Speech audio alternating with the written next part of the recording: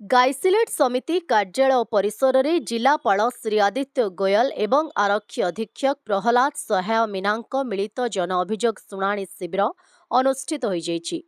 जिलापाल श्री गोयल एवं आरक्षी अधीक्षक प्रहलाद सहाय मीनांक समेत जिला परिषद मुख्य उन्नयन अधिकारी श्री सुशांत सिंह, पद्मपुर उपजिलापाल आलोक कुमार पटेल एवं जिला जनस्वास्थ्य अधिकारी डॉक्टर निरुपमा षडंगी उपस्थित रही लोकंक अभियोग शुणिथिले।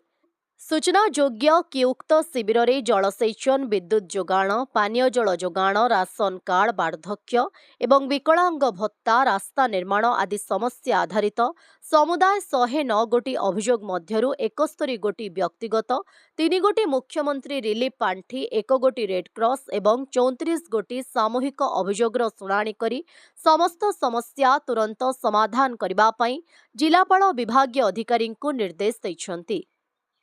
ब्यूरो रिपोर्ट खटिखिया समाचार।